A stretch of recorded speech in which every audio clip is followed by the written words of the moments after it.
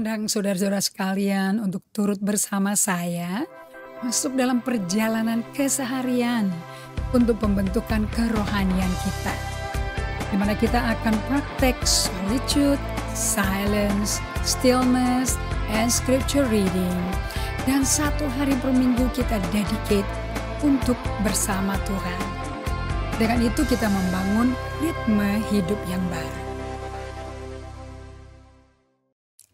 Shalom semuanya teman-teman, apa kabar?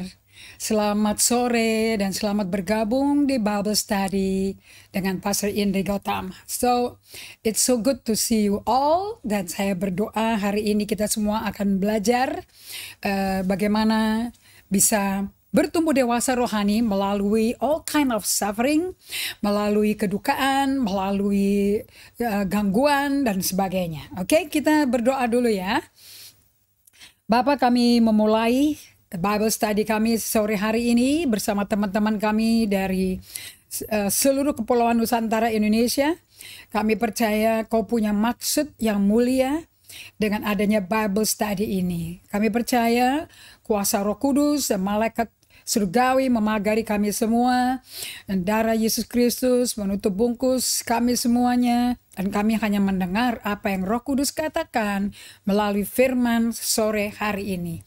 Terima kasih Bapa untuk penyertaan-Mu di dalam nama Yesus Kristus Tuhan kami. Kami berjanji berikan segala hormat, kemuliaan, pujian hanya bagi-Mu. Dalam nama Yesus Kristus. Amin. Well, selamat datang, selamat bergabung di Bible Study Janeti Tafuama Turang dari Manado.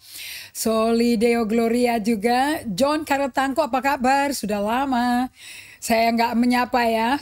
Terima kasih untuk bergabung. Ibu Carup Anik dari Switzerland, thank you, you ready to study. Saya juga. And Christiansen Theodora, terima kasih sudah dari bergabung untuk belajar juga sore hari ini dari Jakarta. Ibu Acin Anggo, thank you juga bergabung. Hai Ruth Made dari Bajawa, apa kabar?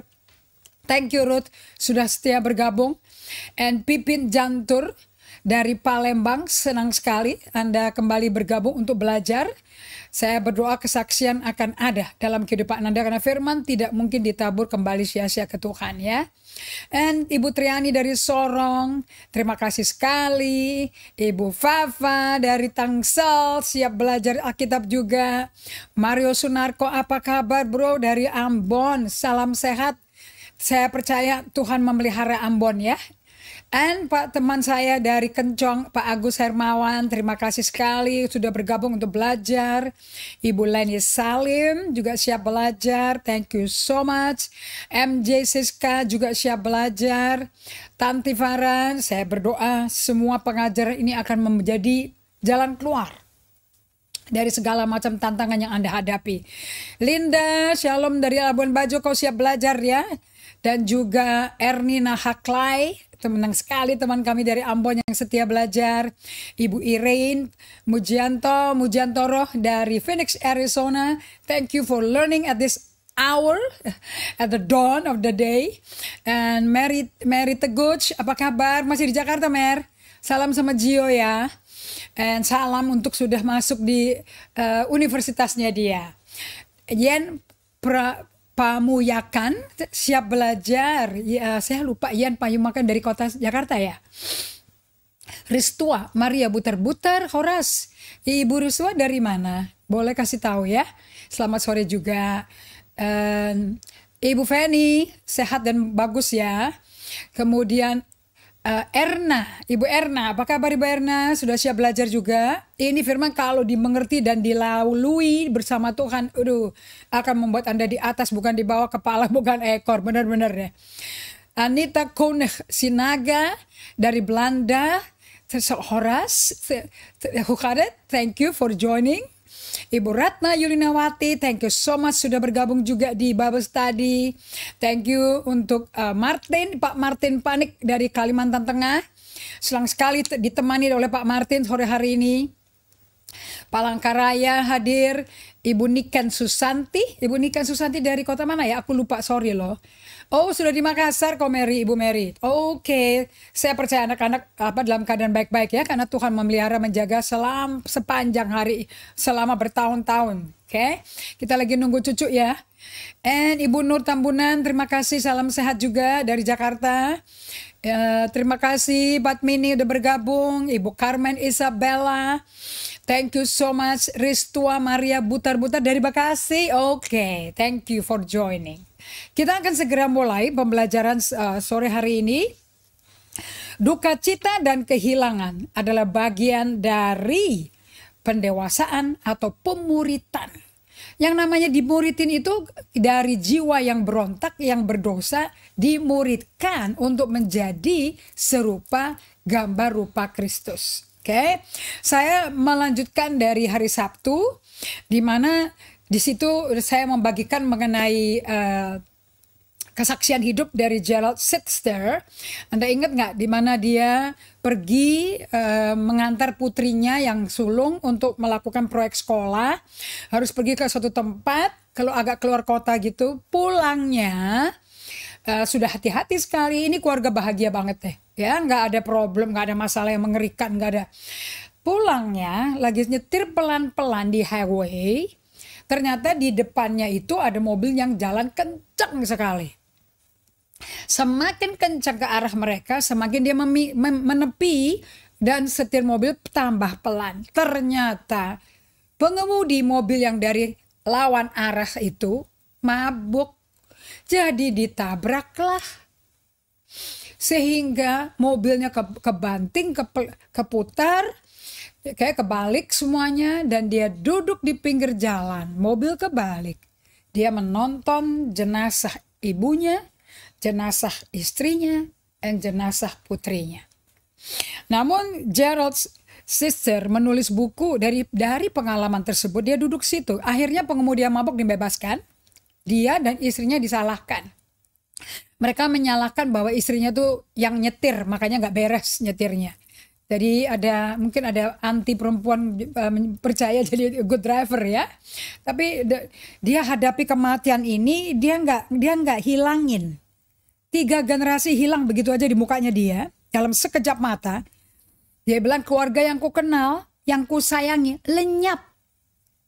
Dia duduk di pinggir jalan highway yang sunyi itu sambil nonton jenazah ketiga orang yang dia cintai, luar biasa. Nah, dalam bukunya ini namanya A Grace Disguised, How the Soul Grows Through Loss. Bagaimana jiwa kita bertumbuh besar, bertumbuh kuat, dan bertumbuh dewasa akibatnya rohaninya. Melalui tragedi kehilangan yang memberi kedukaan.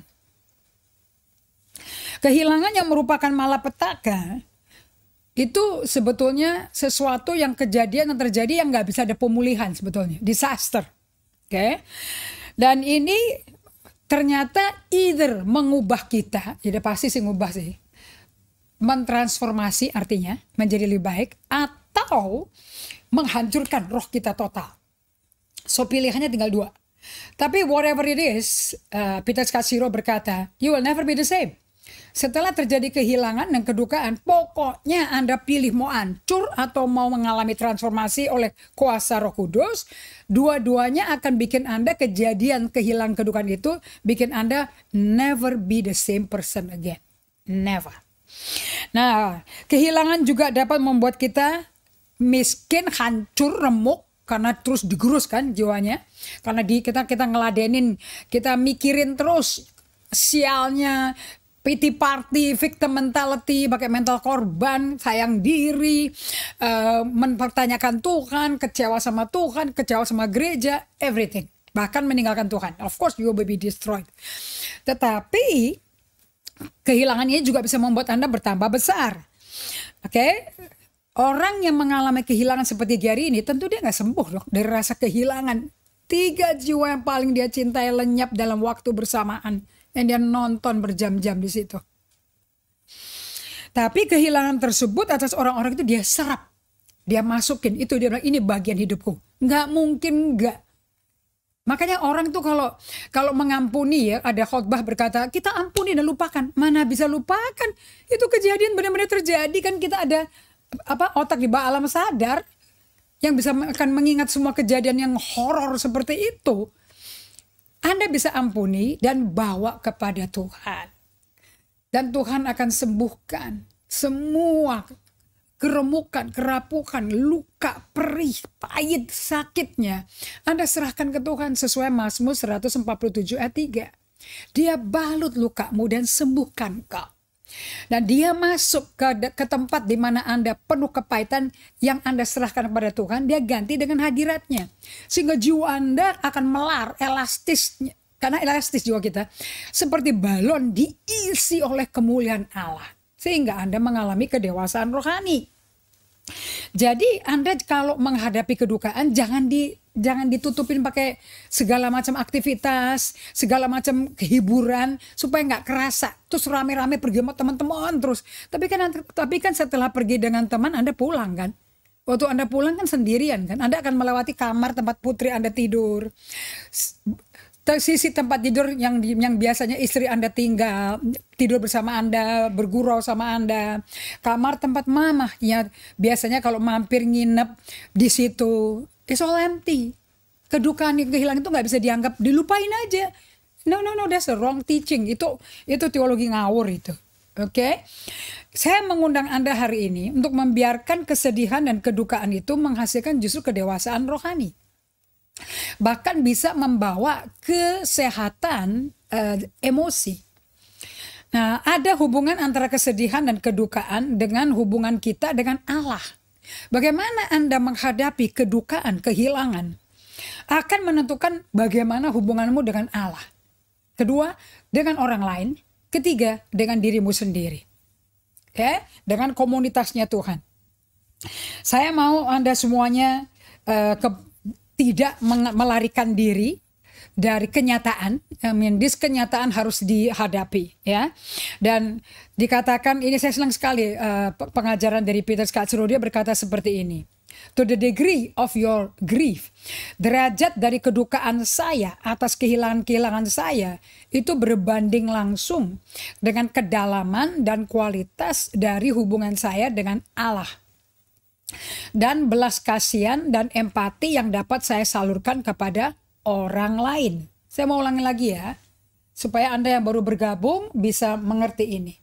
Kalau Anda mengalami kehilangan, kedukaan, terutama zamannya pandemi ini Omikron lagi meningkat lagi ini ya.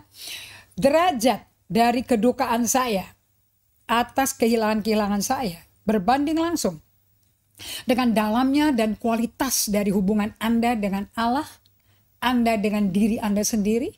Anda mesti punya hubungan dengan dirimu loh. Kalau enggak, Anda nggak bisa mencintai dirimu, Anda nggak bisa mencintai sesama. Hukum Allah gagal nanti. Kalau hukum Allah gagal, Anda gagal pemuritan. Dan berbanding langsung dengan empati dan belas kasihan yang dapat disalurkan Anda kepada orang lain. Jadi Anda nggak bisa jadi psikolog atau fisiater ya kalau anak Tuhan ya. Kalau Anda nggak punya belas kasihan dan empati kepada orang yang Anda layani, kepada klien Anda. Dan untuk Anda bisa memiliki empati itu, Anda mesti hadapi penderitaanmu. Anda mesti mengalami rasa kehilangan itu, kedukaan itu. Bukannya Anda duka terus, bukan. Bahkan di kitab Ulangan diizinkan berduka waktu Musa mati. Seluruh umat Israel berduka 30 hari. Oke, Yosua juga sama. Memang berduka itu proses, karena kita tuh proses manusiawi maksud saya. Kenapa? Karena Tuhan ciptakan kita sebagai manusia, bukan sebagai Allah. Cuman manusianya serupa gambar rupa Allah, tapi tetap manusia wujudnya. Jadi kekristenan itu adalah perjalanan hidup dengan iman kepada manusia Kristus. Yesus itu dulu manusia loh. Bangkit dari mati menjadi manusia Kristus. Jadi satu-satunya tubuh manusia komplit tanpa darah adanya di surga. Namanya siapa? Kristus. Tapi pakai tubuh. Dia bukan roh gentayangan, tubuh. Rohnya ada di Anda dan saya. Itu yang membuat Alkitab jadi real. Nah, betapa besarnya kalau begitu ya. Berapa kan banyak sekali dong kehilangan-kehilangan yang kita alami ya kan, kehilangan anak anjing kita, kucing peliharaan kita, kehilangan baju, ketinggalan di mana hilang, kehilangan sahabat, mungkin sakit atau pindah ke luar negeri.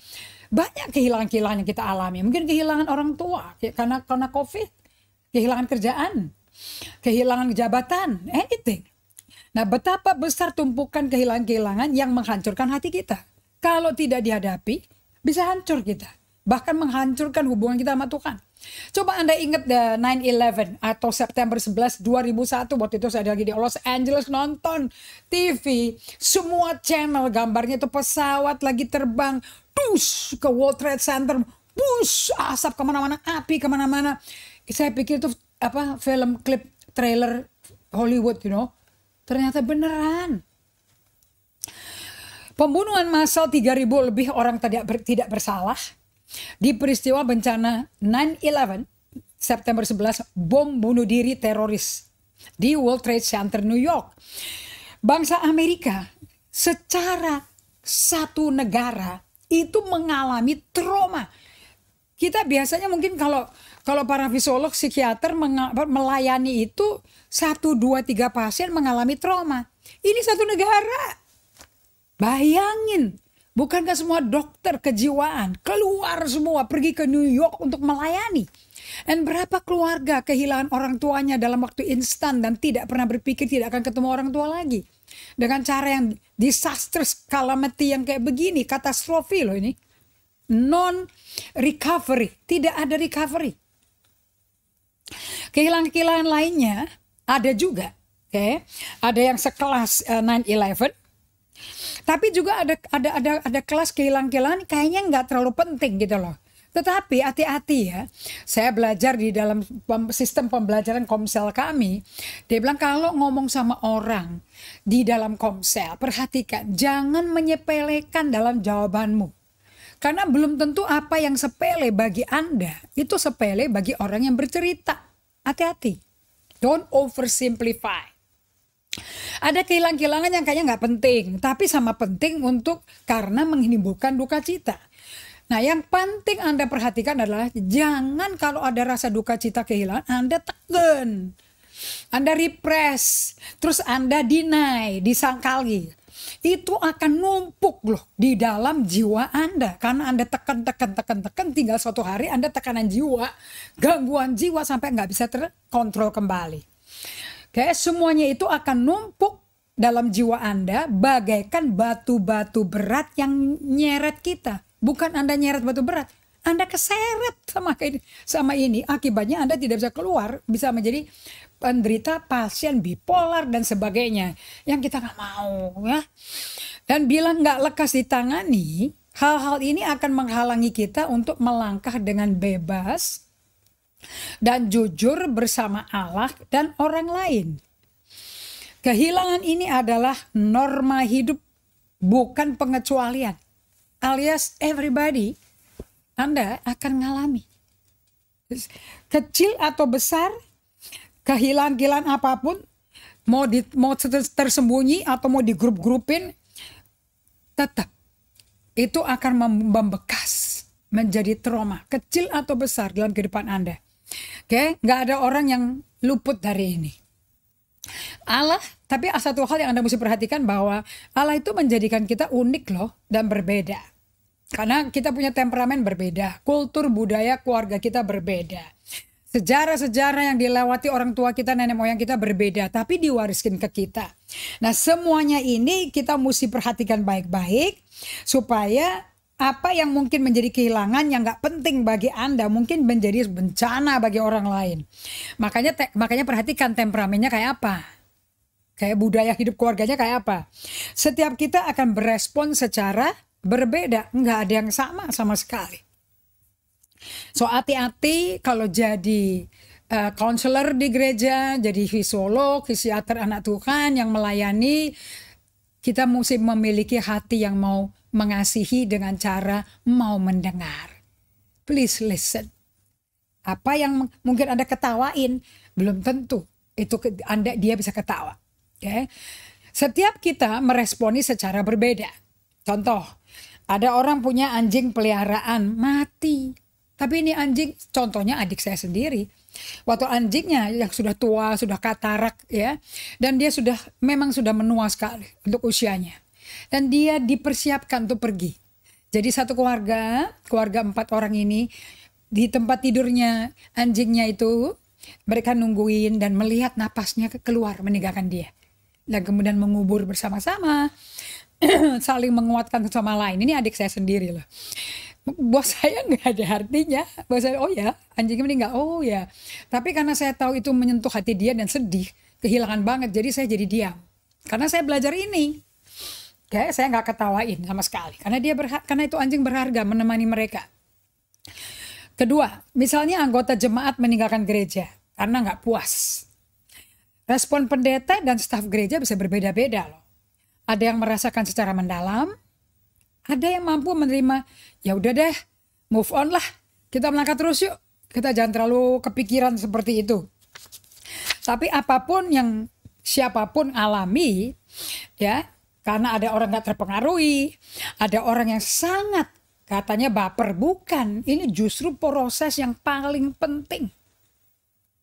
Kenapa kok bisa beda-beda gini? Ingat satu hal, agar Anda tidak saling menghakimi. Nah ini saya belajarnya luar biasa. Ini dari bukunya EHS ini. It's very important Anda memiliki buku ini. You love others. Anda akan mencintai orang lain. Anda belajar mengasihi Allah seperti Allah mencintai Anda lebih dulu. Akibatnya Anda belajar mengasihi sesama. Cara mengasihi sesama adalah selalu mengingatkan diri kita, dan Roh Kudus akan ingetin Anda kalau Anda sudah melakukan a new habit, kebiasaan baru yang namanya to be with the Lord, being with God, berada bersama Tuhan dalam kehidupan kontemplatif. Kontemplatif, Bapak Ibu sekalian yang baru bergabung, adalah kehidupan untuk berdiam, to slow down, mengurangi tempo, untuk diam dan berhenti dan ada di hadirat Tuhan. Sepanjang jam kerja, sepanjang ngurus masak, sepanjang Anda mesti antar jemput anakmu ke sekolah, sepanjang Anda ngantri swab PCR, apapun di airport, di pesawat, kalau ada waktu namanya nunggu giliran ke toilet, nunggu PCR, nunggu antrian, use that time to really spend time with God. Nggak usah bahasa roh, jangan bahasa roh, jangan kutip ayat, just be and talk silently with Him. Bapak, ini aku. Sambil nunggu, aku suka untuk berbicara bersama Engkau. That's what I like. Okay? Nah, satu hal yang kita mesti pelajari, dengan latihan seperti itu, otot emosi kita jadi kuat, jadi kencang. Sehingga kita akan lebih pentingkan apa kata Tuhan, bukan apa kata orang. Suara Tuhan menjadi lebih nyata. Anda nanti akan peka sekali diingetin Roh Kudus, di mana Anda mesti kenal orang-orang itu beda, unik. Oleh sebab itu jangan menghakimi. Karena setiap kita diciptakan Tuhan secara unik. Kita semua akan mengalami yang namanya kesedihan. Dan Tuhan telah mengundang Anda untuk berduka. Untuk berduka sambil bertumbuh dewasa melalui kedukaan itu.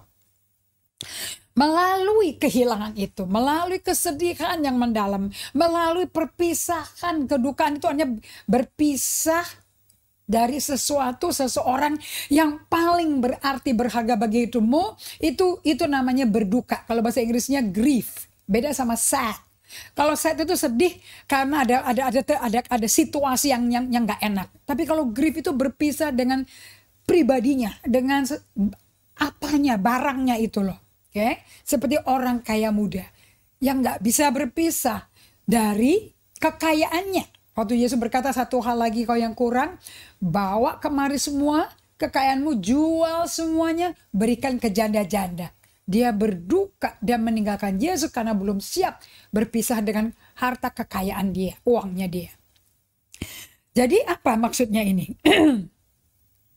Adalah sebuah penghalang di jalan saya melayani Kristus. Maksudnya adalah kalau Anda nggak memperhatikan bagaimana Anda mengalami kesedihan dan bagaimana Anda diundang untuk berduka, serta sambil melewati kedukaan itu Anda akan lewati kedukaan itu, bukan lari, bukan ditekan, tapi harus hadapi head on. Nah, lagi melewati itu, Anda lagi berjalan, Anda jangan lihat kedukaan itu, kesedihan itu sebagai penghalang. Di jalan saat Anda melayani Tuhan, itu bukan penghalang, itu bukan barang asing, bukan alien. Itu adalah bagian rancangan perjalanan bersama Tuhan. Nggak selalu di kebun mawar. Tapi ada badai, ada jurang, ada lembah kekelaman, hampir mati, nyaris hampir mati. Seperti Daud alami, makanya dia bisa tulis Mazmur 23 di usia lanjutnya. Banyak sekali orang yang melewati kesedihan, kedukaan, kehilangan ini. Aduh, kayak buang-buang waktu deh nih, menghalangi pelayananku. Nah, karena mereka pakai Efesus 5 ayat 16. Saya pakai dari King James ya. Apakah memperdulikan kedukaan, kesedihan, kehilangan itu buang-buang waktu ya? Dan menghalangi saya untuk menebus waktu ini dan melakukan kebenaran, membagikan Injil kebenaran. Apakah ini menghalangi pelayanan saya dan rencana dan agenda saya? Nah, kalau bahasa Indonesianya itu di Efesus 5 ayat 16, nanti saya akan baca di King James-nya. Dan pergunakanlah waktu yang ada, karena hari-hari itu jahat. Menggunakan waktu yang ada itu bahasa Inggrisnya redeeming the time. Because the days are evil. Apa yang kita dulu buang-buang buat dosa, kita tebus yuk. Kita pakai untuk mengabarkan kabar baik. Karena harinya jahat. Makanya kita kasih kabar baik. Karena hari-harinya jahat. Lawannya jahat ialah baik. Ternyata kesedihan kehilangan bukan penghalang pelayananmu untuk menebus waktu. Enggak ada. Justru bikin Anda bisa menebus dengan efektif. Oke, sudah lupakah? Sudah. Nah, sering kali orang ngomong kayak gini. Sudahlah, lupakan aja hal itu. Mengampuni dan lupakan. Itulah yang dikatakan Alkitab. Seperti yang dilakukan Allah. Ini saya dengar beberapa pengkhotbah ngomong kayak begini. Udah deh, lupakan aja lah. Ampuni dan lupakanlah, orangnya kayak Gary Sitzer gitu. Udah deh, lupakan aja tuh orang mabok. Yang nabrak dan menabrak mobilmu, tapi kan kamu selamat. Walaupun mamimu dan istrimu dan anakmu meninggal, udah deh lupain dan ampuni aja. Ini Alkitab nggak ngomong kayak begini loh, ya. Dan ini tidak dilakukan Allah seperti ini sama sekali. Kalau memang dilakukan Allah kayak gini, kenapa kok Anda kalau berdosa mesti ngaku dosa? Setelah lahir baru dia tahu kok kita akan berdosa lagi. Roma 8 jelasin itu juga kok. Oke, Yesus tahu kita nggak akan sempurna. Tetapi selama kita balik ke Tuhan dan bergaul sama Roh Kudus, apapun dosa yang keji kita baru lakukan, kita akan diinsafin Roh Kudus dan ngaku dosa, maka Allah setia dan adil mengampuni Anda. Itu firman masih terbuka. Jadi Allah tuh lihat loh dosa kita, oke? Dia hapus seperti putih seperti salju sehingga Anda nggak lihat lagi, terdakwa lagi dengan kesalahanmu. Anda bebas dimerdekakan dan stay merdeka. Jangan kembali lagi diperhambakan oleh kedagingan Anda. Oke, tetapi apakah Anda bisa ingat perbuatan-perbuatan jahatmu, dosa-dosamu? Bisa. Tapi apakah Anda merdeka dan sukacita, kelegaan luar biasa karena diampuni dosanya? Yes. Ada sukacitanya, ada memorinya.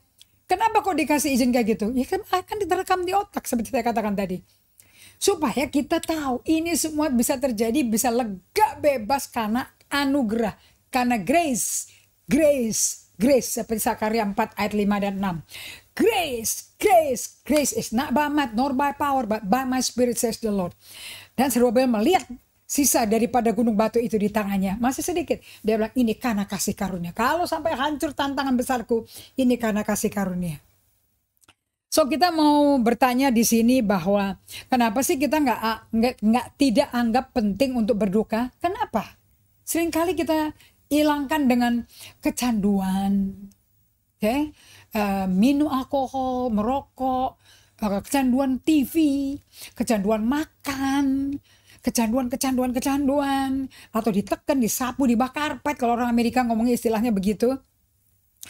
Kenapa sih kalau kita tidak anggap penting untuk berduka? Karena orang suka ngomong gini, ya itu apa yang dia tuai dari apa yang dia tabur. Ya udah ngapain berduka, itu tanggung jawabmu. Oh, nggak seperti itu ya, saudara-saudara ya. Lagi pula banyak orang yang berkata seperti ini. Apakah saya berhak untuk merasakan sedih dan frustrasi atas kekacauan yang telah saya ciptakan? Udah gara-gara kamu sendiri salah, ya syukur. Kamu mesti tanggung jawab dong. Nah, sekalipun Anda yang salah total dan kedukaan kehancuran terjadi, Ya, apa yang ada jadi hilang, nggak ada. Sekalipun Anda yang salah, apakah Anda bisa dirajam pakai palu sama teman-teman Anda di satu gereja? Ini gara-gara lu nih, gara-gara kekonyolan kamu semua ini. Tolol sih kamu semua ini. Kalau nggak mungkin seperti kayak gini. Saya mau kasih tahu pada Anda semua, walaupun Anda yang salah benar ya, oke, yang lain tidak berhak loh menghakimi pakai palu itu. Karena Roma 12 ayat 19 berkata segala kesalahan, segala dosa itu yang hukum Allah. Itu hak asasi dia, bukan hak asasi sesama kita. Karena kita juga masih banyak bikin kesalahan. Sekalipun kesalahannya itu tidak kau lakukan. Tapi di tempat lain kau lakukan salah. Dan saya ingat John Bevere berkata, orang yang gak bisa ngampuni saudara seimannya, itu orang yang telah lupa bahwa Yesus pernah ngampuni dia. Dan orang yang telah lupa Yesus pernah ngampuni dosa yang tak terhapuskan, tidak bisa diampuni, dan hanya bisa dengan korban darah Yesus, itu adalah orang yang picik, kata Rasul Petrus. Dangkal rohaninya. Oke? So Anda, kalaupun Anda yang salah, Anda mesti proses rasa frustrasi, kesel, sedih, malu, aib, kacau. Anda mesti proses. Anda mesti bawa ke Tuhan. Anda mesti ngerti yang namanya doa Mazmur. Anda mesti ngerti yang namanya doa ratapan Nabi Yeremia. Anda mesti ngerti namanya doa ratapan, tangisan, keluhan dari Ayub. Itu buku ditulis tebal-tebal kan nggak mungkin hanya untuk rame-ramein buku Alkitab itu jadi berat dong. Ada tujuannya. Oke. So, saya mengundang Anda semuanya agar Anda itu tidak menganggap sepele kedukaan ini.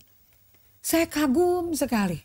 Ternyata kedukaan dari kehilangan ini, kehilangan seorang suami karena penyakit mendadak kena serangan jantung di tempat tidur, nggak ngomong nggak apa, sudah nggak ada nyawanya, kehilangan kerjaan, perusahaan ditutup bangkrut, kehilangan nama baik, kehilangan reputasi, anything. Saya mau kasih tahu pada Anda, kehilangan anaknya cacat atau apapun, perasaan-perasaan yang Anda punya saat mengalami ini jangan dianggap sepele. Dan jangan juga dianggap sebagai pemberontakan atau ketidaksetiaan untuk Anda berpartisipasi dalam kegerakan Allah. Jangan. Adanya penderitaan ini bukti Anda manusia. Saya senang loh. Aku diterima Allah sebagai manusia yang tidak sempurna, yang masih bisa berdosa dan akan pasti berbuat dosa. Aku senang. Aku dihargai Tuhan. Oke? So Anda jangan condemn dirimu. Jangan tuduh dan dakwah, memang ada kok perasaan kayak gini, bawa ke Tuhan. Oke? Nah, para anggota semua daripada anggota gereja, anggota perusahaan, Anda yang setia di dalam perusahaan, kadang-kadang Anda juga mengalami frustrasi karena mesti pindah kerja. Perusahaan yang sudah Anda kerja di sana 40 tahun dengan setia ternyata ditutup. Anda mesti cari pekerjaan lain. Nah, proses kedukaan ini karena Anda mesti kehilangan kenyamanan, apa yang udah enak, yang udah terjamin tiba-tiba tutup. Anda mesti ganti kerjaan. Nah, di gereja seringkali juga malah mengajarkan untuk neken, untuk deny. Cara deny-nya gimana? Ayo kamu tetap semangat. Kamu jangan sedih. Ayo bangkit. Bangkit seluruhkan nama Yesus. Kamu akan dipulihkan Tuhan. Kamu mesti bangkit. Come on. Kita menari bagi Tuhan. Karena Filipi 4 ayat 4 berkata, bersukacitalah senantiasa dalam Tuhan. Sekali lagi aku katakan, bersukacitalah. Dengan langsung disuruh bersukacita, berarti kesedihan, kedukaan, kehilangan, mental breakdown, brokenness itu ditiadakan. Udah gak usah dirasakan, kita bersukacita aja, ayo. Ada tertulis kok firmannya, gimana sih kamu? Harus. Nah, saya merasa ya gak nyaman. Seringkali kita merasa tidak nyaman karena saya tidak kenapa sih kalau marah-marah, kesedihan, kedukaan itu kita rasakan sampai kita nangis, sampai kita meratap, sampai terisak-isak gitu loh ya. Kenapa kok Anda gak suka itu? Karena kita merasa kita gak pegang kendali.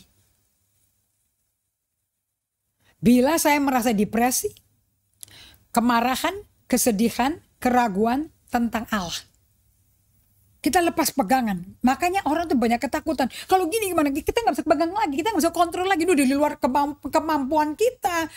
Makanya banyak marah-marah. Memang tujuan daripada kesedihan, kedukaan, kehilangan ini. Tujuannya memang cuma satu, supaya Anda berserah pada Allah, sehingga Allah bisa memegang kendali. Dulu saya selalu tanya kalau pendeta berkata, Anda nggak usah takut saudara-saudara, kalau jadi apalagi John Hagee, God is in control. Allah itu memegang kendali, Dia yang memegang kontrol hidup Anda. Dia pegang kontrol perahu kehidupanmu, mobil kehidupanmu. Don't be afraid.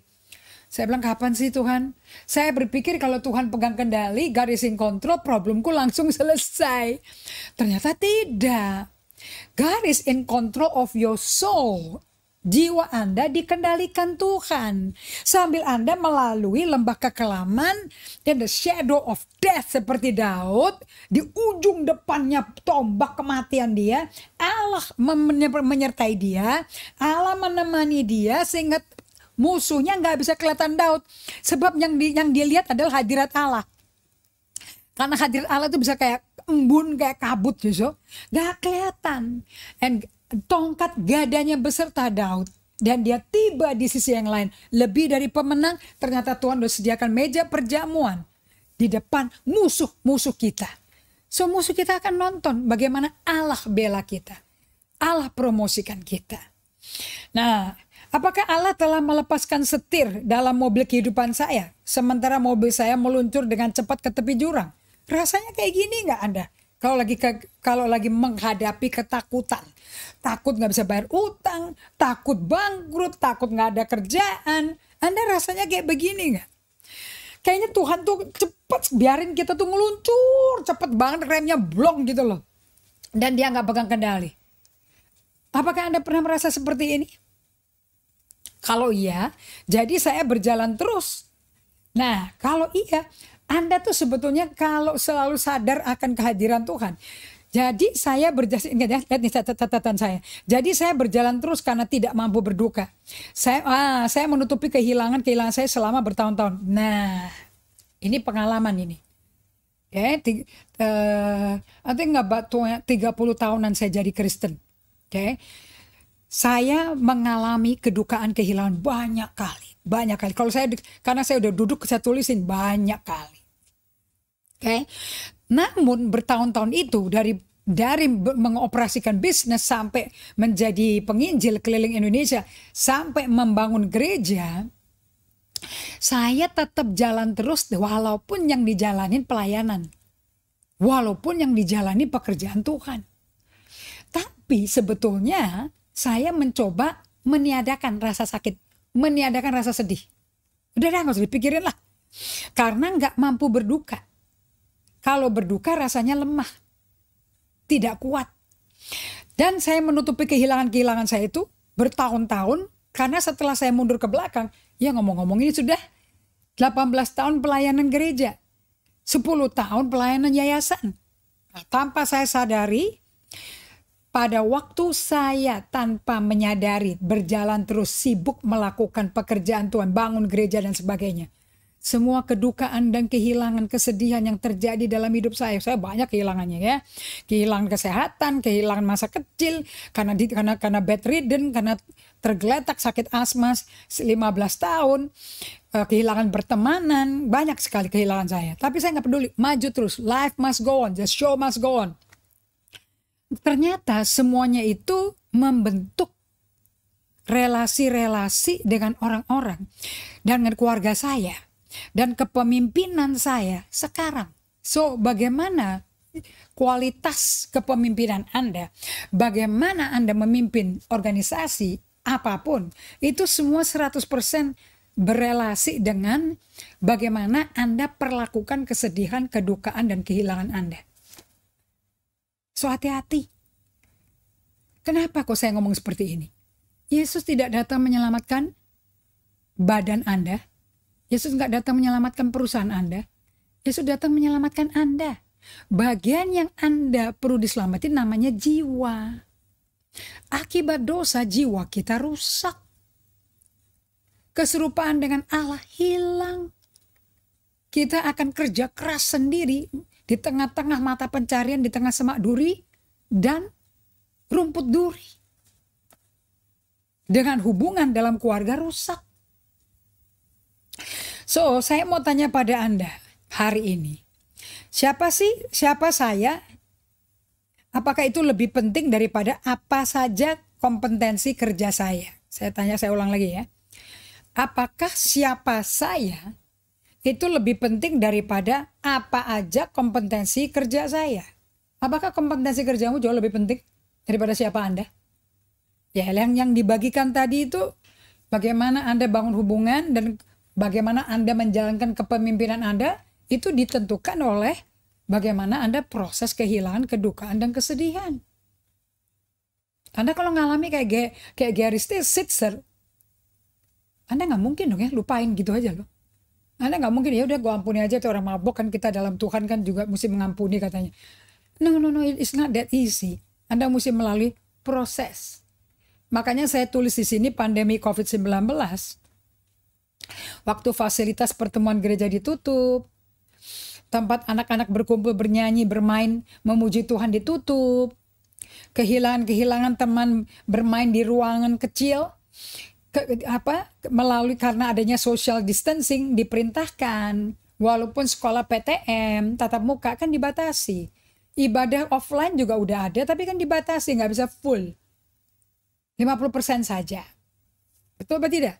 Apakah dengan Anda ngalami ini semua, perasaan-perasaan kesedihan, kehilangan, kerinduan Anda rasakan? Saya khotbah hari Minggu ya, tatap muka di satu gereja. Pada waktu saya naik ke mimbar, saya hanya berdiam sebentar, sejenak, 1 menit. Saya ajak semua jemaat, setelah selesai puji-pujian, kita berdiam sebentar di hadiratnya. Saya nggak tahu, nggak ada apa-apa. Saya lagi sukacita datang ke tempat itu, bisa ada manusia di depan saya, Tapi pada waktu saya mengheningkan sendiri, bukan mengheningkan cita, berdiri di hadapan Allah, di atas mimbar, saya ajak semua berdiam. Air mata berderai. Menangis saya. Belum pernah saya ngalami kehadiran Tuhan seperti itu. Tanpa bicara apa-apa. Nah, di situ saya merasakan perasaan-perasaan saya. Dan saya mengatakan, kasihnya ya. Aduh, sungguh Allah hadir. Sungguh kok ada di sini. Kata-kata susah untuk menggambarkan perasaan yang saya rasakan di atas mimbar itu. Nah, saya tuliskan di sini, perasaan-perasaan orang-orang dianggap sebagai, kadang-kadang perasaan orang dianggap kayak pemberontakan loh. Aku rasa begini. Dibilang orang, kamu berontak ya? Kamu kayaknya mau berontak, kok rasanya begitu sih? Kamu gak setia ya? Kamu nih, Tuhan lagi mau melakukan kerja gerakan ini, kok kamu bilangnya begini, emosi kamu. Kamu kayaknya gak setia deh, kamu ada mau berontak ya dari kegerakan Allah, kamu jadi penghalang nih. Kita bisa jadi salah dimengertikan orang, karena kita mendengar perasaan kita. Buat saya sekarang, mendengar perasaan saya itu bagian dari Amsal 4 ayat 23. Jagalah hatimu dengan segala kewaspadaan, karena dari dalamnya keluar pancaran hidupmu. Anda mau memancarkan apa?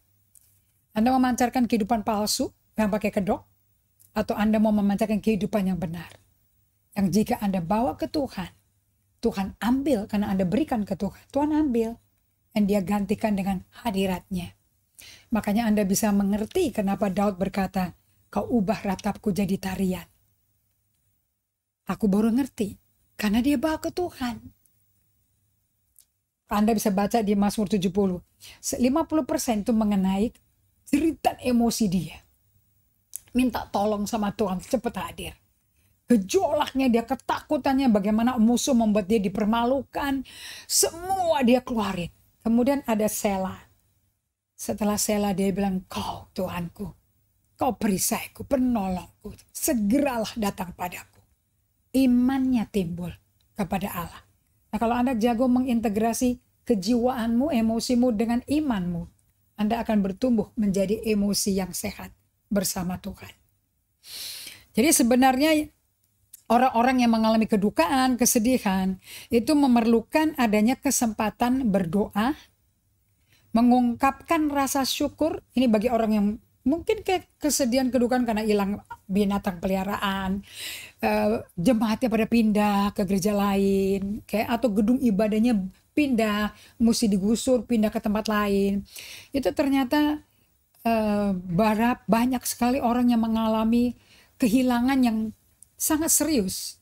Karena di tempat gedung itu pernah banyak kenangan indah, baby-baby didedikasi, keanggotaan gereja, perjamuan suci bersama, mengalami lawatan Tuhan bersama di situ, ternyata harus digusur, diganti ke tempat lain.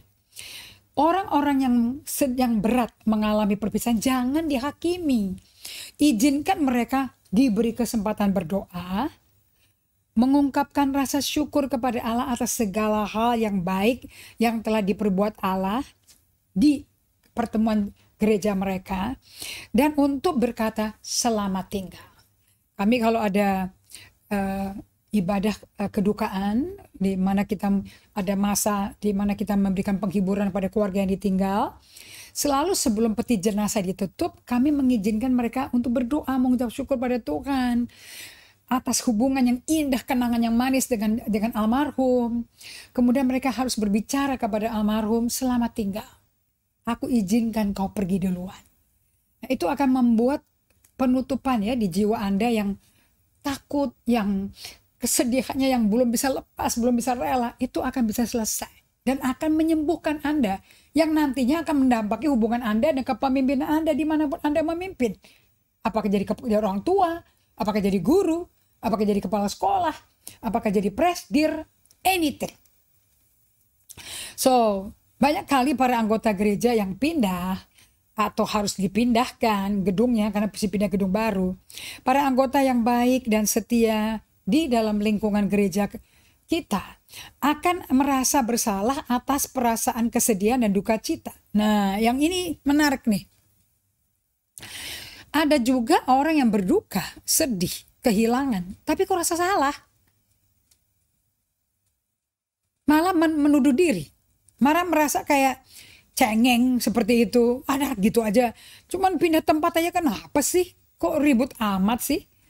Dan malah di gereja, ayo dong, semangat dong, ayo maju dong. Saya ngulangi lagi ya. Dan saat diceritakan di Komsel, banyak anggota-anggota Komsel yang sharing, aduh dulu kita di tempat yang lama ya, aku ada si ini, tapi sekarang gara-gara kita pindah, dia juga jadi nggak ikut pindah, dia tetap di tempat, dia ke gereja lain, di tempat yang dekat rumahnya, karena tempat yang baru kita kejauhan. Aku jadi kehilangan teman. Nah, kalau Anda bisa mengungkapkan ini bagus sekali. Sebagai ketua Komsel harus meladeni dan mendengar. Jangan dimatiin, jangan dihakimi, jangan dianggap sepele, jangan disuruh bersukacita, jangan disuruh menari-nari, berbahasa lupakan, jangan. Jangan pakai 1 Tesalonika 5 ayat 16 sampai 18 yang berkata, bersukacitalah senantiasa, tetap berdoa. Ayo ucap syukur dalam segala hal. Sebab itu yang dikehendaki Allah dalam Kristus Yesus bagi kamu. Seringkali di gereja yang kurang memahami the power of grief and loss dalam pemuritan. Seringkali udah deh kamu ucap syukur aja, dikasih tempat sama Tuhan kok. Yang kayak gini-gini kan mestinya bergembira, merayakan dong, malah nangis berduka. Izinkan mereka memproses kenangan-kenangan yang indah yang telah terekam di tempat-tempat tertentu di gedung yang lama. Izinkan mereka mengalami perpisahan dengan baik, supaya masuk ke tempat baru dengan bersih jiwanya. Nah, saya mau ngajarin pada Anda untuk Anda menghindari pengampunan-pengampunan yang cetek, pengampunan yang dangkal. Oke, jangan anggap sepele.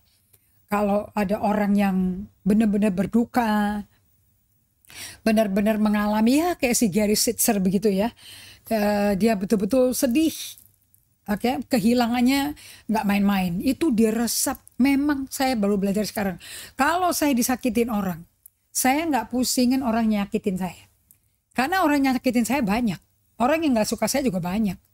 Ngapain diurusin? Yang justru Anda mesti urusin justru emosimu. Makanya itu cara bagaimana Anda menjaga dengan waspada hati Anda. Karena hati Anda itu jiwamu dan rohmu. Justru itu didengerin. Aduh aku lagi sedih kali. Aduh aku mau jerit nih. Aduh aku mau ngamuk nih. Aduh aku kecewa banget. Aduh sedih sekali. Aku rasakan sekali. Aduh jiwa aku begini ya. Cepet ngomong ke Tuhan. Bawa ke Tuhan. Jangan lihat ke orang yang nyakitin Anda. Jangan melihat orang yang menghina Anda. Jangan ngeliatin orang-orang yang menghakimi Anda. Udah deh, jangan dipikir-pikirin, percuma. Nanti Anda mengabdi pengampunannya dangkal, cetek. Hanya pro forma aja, di permukaan aja. Karena pengampunan itu bukan proses yang cepat, saudara-saudara. Sama sekali, Yesus aja mesti melalui proses untuk menghadapi pemberontakan dan kebohongan dan dosanya kita. Nggak gampang loh Yesusnya menghadapi ini. Saya nggak percaya bahwa untuk bisa benar-benar mengampuni orang lain dari hati kita sampai kita mengizinkan diri kita merasakan penderitaan dari apa yang hilang. Itu dengan cara udah deh gue ampuni aja deh dan gampang lah, kelupakan lah, terus Anda lari ke cari makanan atau keliling-keliling kota nyetir-nyetir ngebut-ngebutan atau mabok atau merokok atau pakai drug sama obat terlarang. Enggak, itu enggak akan nyelesain. Itu Anda nggak berani ngadepin rasa perihnya, rasa sakitnya. Jangan begitu. Belajar dari Yesus. Ingat, kedukaan, kehilangan adalah bagian terbaik untuk terjadinya pemuritan di dalam karakter Kristus di rohani Anda, di hati Anda. Tidak ada yang lebih baik daripada kedukaan dan kehilangan. Either ini menghancurkan atau mentransformasi Anda. Either way Anda gak akan sama lagi kalau mengalami musibah.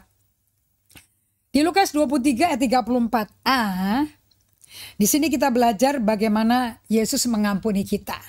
Ya, Yesus tuh nggak ngomong, ya mereka melakukan yang terbaik lah. Mereka kan juga nggak bisa menghindari dosa itu. Dan mereka juga nggak bisa ngerti kenapa kok mereka mengalami kekosongan emosi. Sebaliknya Yesus tuh sungguh-sungguh merasakan pemberontakan kita loh. Yesus sungguh-sungguh merasakan penyelewengan kita. Ketidakrelaan kita untuk menerima Yesus. Ketika dia dipaku sendirian di kayu salib. Dan berseru, Bapa ampuni mereka yang tidak tahu apa yang mereka lakukan. So, saya mau Anda perhatikan baik-baik bahwa Yesus pun sungguh-sungguh ya. Merasakan kok pemberontakan kita, penyelewengan kita, ketidakrelaan kita menerima dia. Ngeri ya, bagi murid-muridnya ngelihat secara fisik dia dipaku loh. Badannya, dagingnya copot semua loh. Namun di kayu salib itu dengan luar biasa penuh kasih Yesus berkata, Bapa ampunilah mereka sebab mereka tidak tahu apa yang mereka perbuat. Bukankah proses pengampunan itu selalu melibatkan kedukaan sebelum dilupakan? Kalau saya bilang, Anda bukannya kalau diajak ngomong pasti Anda seger, fresh, tahu kejadiannya. Tapi Anda bisa lupa sih, bukannya lupa-lupa hilang. Tapi memang karena sangat rasa perih sakitnya itu hilang, disembuhkan Tuhan. Kejadian itu nggak mentrauma Anda, nggak menteror Anda, nggak menghantui Anda. Makanya seperti lupa. Tapi kalau disuruh bersaksi, Anda akan dengan mudah sekali mengutip kejadian itu. Kenapa? Karena tetap kejadiannya nggak bisa dihapus. Kenapa kok nggak dihapus? Untuk Anda mengingat kasih karunia Tuhan lebih dari cukup. Oke, so proses pengampunan selalu melibatkan proses berduka sebelum melupakan. Apakah Anda adalah orang yang memberikan pengampunan atau yang minta? Anda tipe yang mana? Minta diampuni atau memberi pengampunan? Anda yang mana?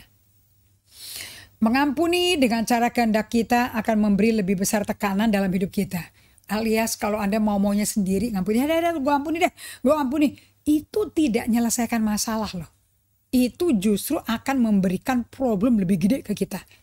Akan membuat tekanan besar ke kita. Nah kalau udah ada tekanan besar, nanti ada buahnya. Namanya ini emotional leak, kebocoran emosi. Karena tubuh kita ini kayak bejana emosi. Di dalamnya banyak sekali tumpukan-tumpukan emosi. Yang paling bawah tuh kasih.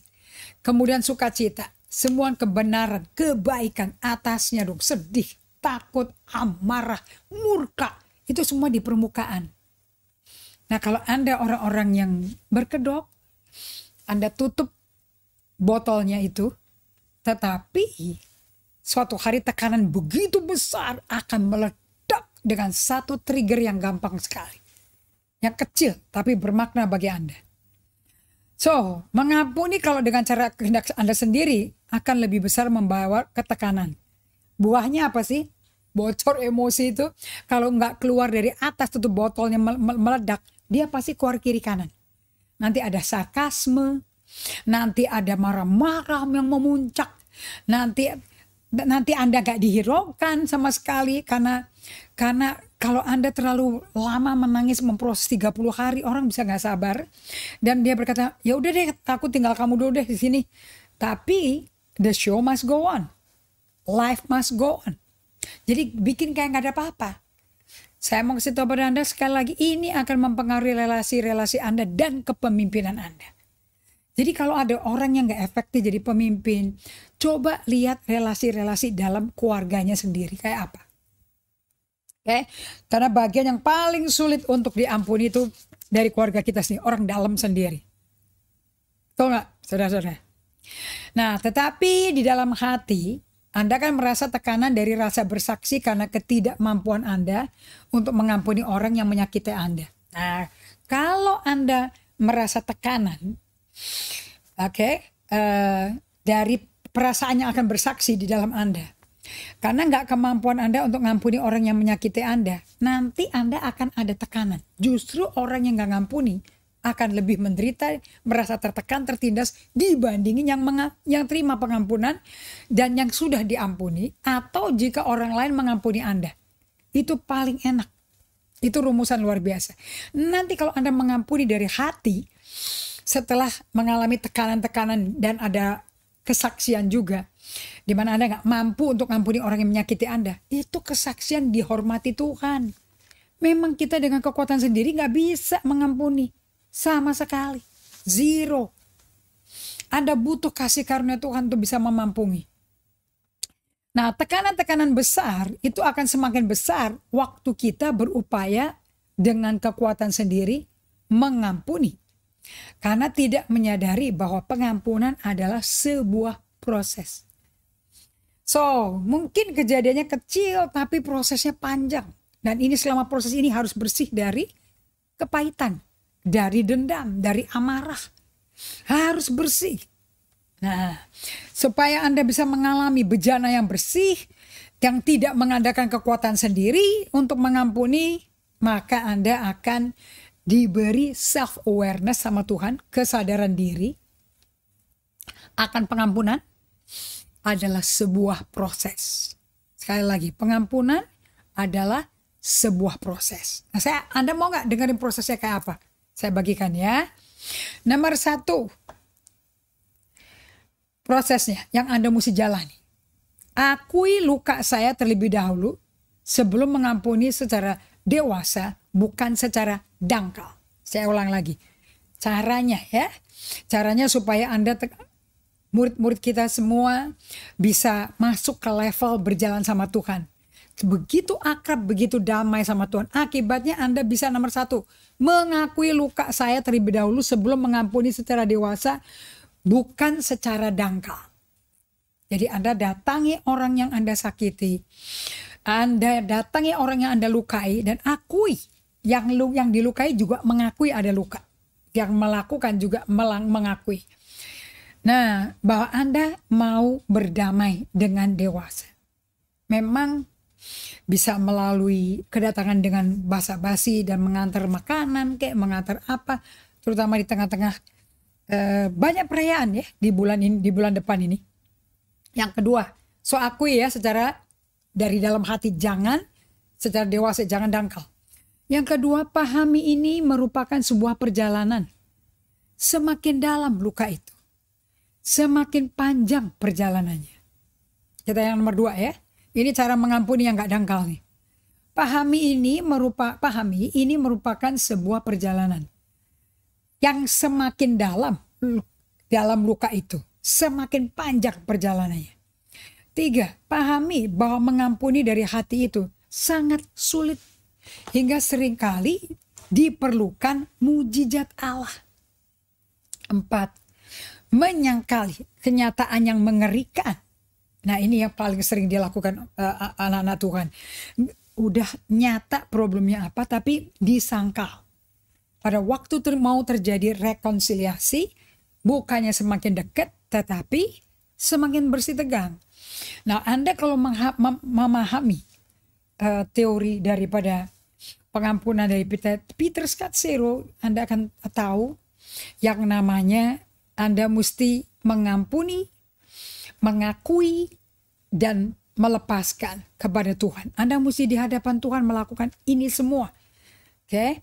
Yang keempat, menyangkali kenyataan yang mengerikan dan menyakitkan tentang apa yang telah terjadi memunculkan kepahitan yang terus bertumbuh terhadap keluarga atau organisasi dan kepada Allah.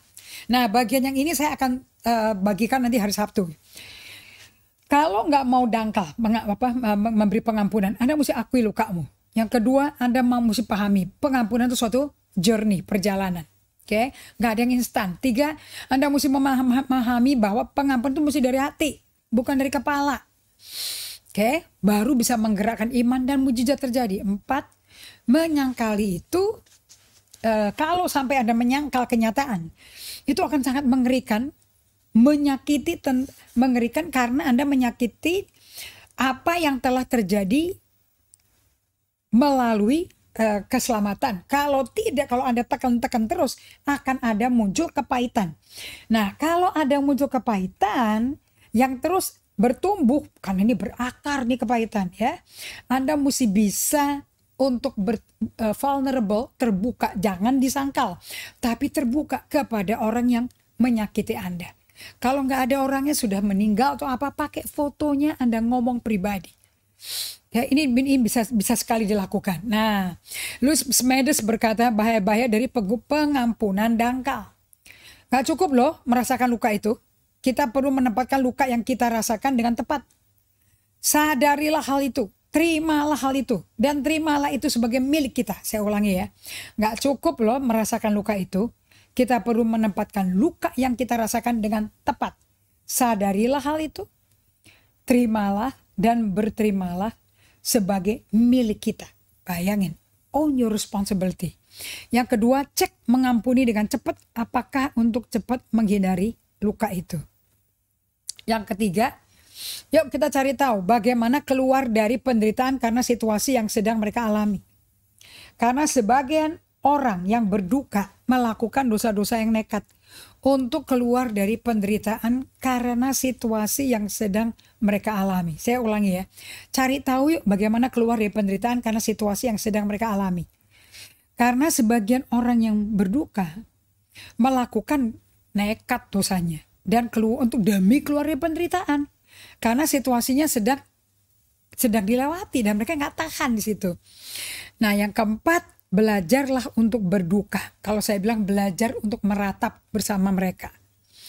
Nah, berduka dalam kitab Ayub itu cara Allah menghasilkan permulaan baru. Sama dengan saya dengan teman-teman pergi mencari makan di hari Minggu di tempat yang biasa orang-orang yang menyakiti itu datang. Tapi pada waktu Anda datang, Anda akui Anda sakit. Dan Anda akan datang kepada orang itu berdamai. Saya mau tutup, waktunya sudah habis. Firman berkata, Amsal 16 ayat 7, kalau kita berkenan sama Tuhan, musuh kita pun akan dibuat Tuhan berdamai sama kita. Saya akan ulangi lagi nanti di hari Sabtu, bagaimana mengampuni, berduka seperti Ayub. Saya akan ulas kembali supaya Anda bisa praktekkan, karena kemenangannya luar biasa. Kita doa ya. Bapa, kami berterima kasih untuk kami bisa menyelami dan memahami kedukaan kehilangan itu bukan barang sepele. Justru ini penting sekali, faktor yang penting dalam proses pemuritan kita menjadi serupa karakter Kristus. Untuk memproses empati, belas kasihan kepada musuh kita, kepada orang yang menyakiti kita, kepada orang-orang yang sedang menderita. Bukan karena kita, tapi karena situasi mereka. Aku berdoa agar kita tidak menjadi Kristen dangkal, tapi Kristen yang dalam. Yang mau menyelami, menyerap rasa duka kehilangan bersama Tuhan.